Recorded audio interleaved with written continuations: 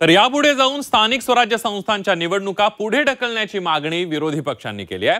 मतदार याद्यांमधील घोळ निस्तरण्यासाठी निवडणूक आयोगाने आणखी वेळ घ्यावा, पण मतदार यादी दुरुस्तीनंतरच निवडणूक घ्यावी अशी मागणी विरोधकांनी केली आहे। मतदार यादी दुरुस्तीसाठी आयोग टोलवाटोलवी करत असल्याचा आरोप या वेळेला विरोधकांनी केलाय।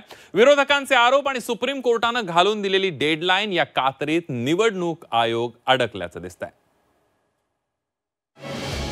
या मतदार याद्या जोपर्यंत सुधारणा होत नाही तोपर्यंत निवडणुका तुम्ही घेऊ नका। स्थानिक स्वराज्य संस्थांच्या निवडणुका पुढे ढकला। ही निवडणूक प्रक्रियेतली निवडणूक आयोगाची करप्ट प्रॅक्टिस आहे। हा भ्रष्टाचार आहे। आधी मतदार यादी दुरुस्ती मगच निवडणुका। मग नेमका याचा भाग कोण आहे? जबाबदारी कोणाची आहे? त्या निवडणुका आपल्या घ्यायच्या कोण घ्यायच्या आहे? विरोधकांची निवडणूक आयोगाकडे आग्रही मागणी।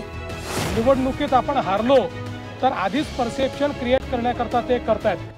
स्थानिक स्वराज्य संस्थांच्या निवडणुका जानेवारी मध्यापर्यंत घेऊन टाका असे आदेश सुप्रीम कोर्टाने दिलेले असताना आता विरोधकांनी मात्र वेगळीच मागणी केली आहे। आगामी महापालिका, नगर परिषदा आणि झेडपी निवडणुका मतदार याद्या निर्दोष झाल्यावरच घ्याव्यात अशी मागणी राज ठाकरेंनी केली आहे। 5 वर्ष लोकप्रतिनिधींशिवाय महापालिकांचं कामकाज सुरू आहे। आणखी 6 महिने प्रशासकीय राज राहिले तरी हरकत नाही अशी भूमिका राज ठाकरेंनी मांडली आहे। या मतदार याद्या जोपर्यंत सुधारणा होत नाही, तुमची सुधारणा होत नाही तोपर्यंत निवडणुका तुम्ही घेऊ नका।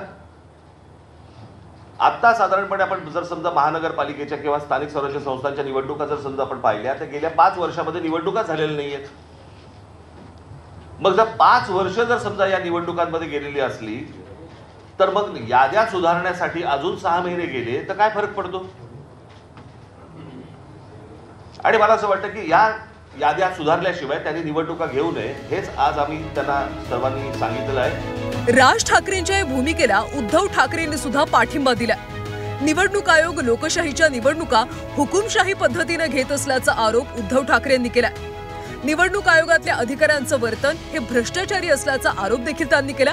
जोपर्यंत मतदार याद्यांमध्ये सुधारणा होत नाही तोपर्यंत निवडणूक नकोच अशी भूमिका उद्धव ठाकरेंनी मांडली आहे। केंद्राचे जे निवडणूक आयुक्त इकडे आहेत प्रतिनिधी त्यांना भेटलो, त्यांनी सांगितलं की स्थानिक स्वराज्य संस्था आणि हा सगळा विषय हा राज्य निवडणूक आयुक्ताकडे येतोय। त्यांच्याकडे भेटलं आमचं दुसरं, त्यांनी सांगितलं मतदार यादीचा अधिकार हा केंद्राच्याकडे येतोय। मग नेमका याचा भाग कोण आहे? जबाबदारी कोणाची आहे? त्या निवडणुका आपल्या घ्यायच्या कोण घ्यायच्या आहे? आमच्या राजकीय पक्षाकडनं त्यांच्या नियमाचं कुठे उल्लंघन झालं किंवा आणखी कुठे चूक झाली तर आम्हाला कायद्याचा दंडुका दाखवला जातो करप्ट प्रॅक्टिस म्हणून।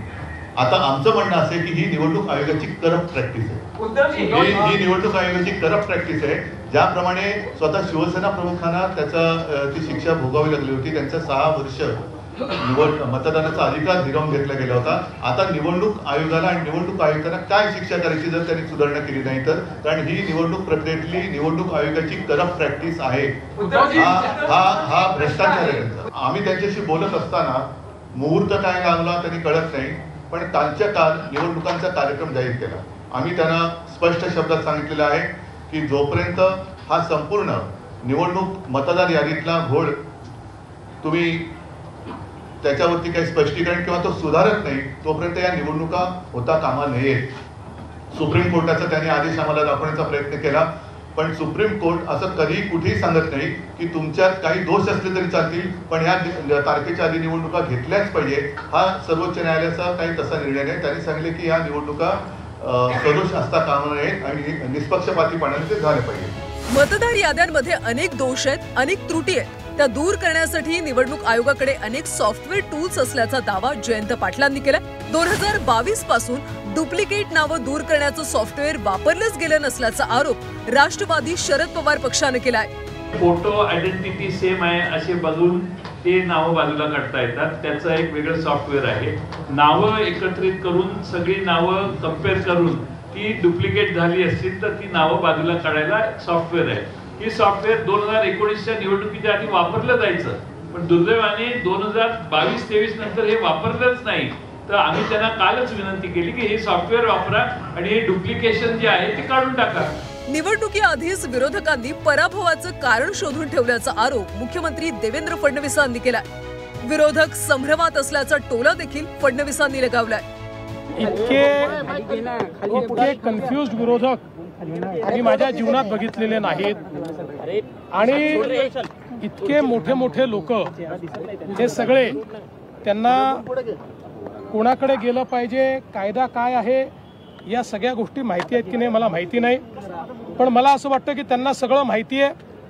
केवळ परसेप्शन क्रिएट करण्याकरता निवडणुकीत आपण हारलो तर आधीच परसेप्शन क्रिएट करण्याकरता ते करतायत.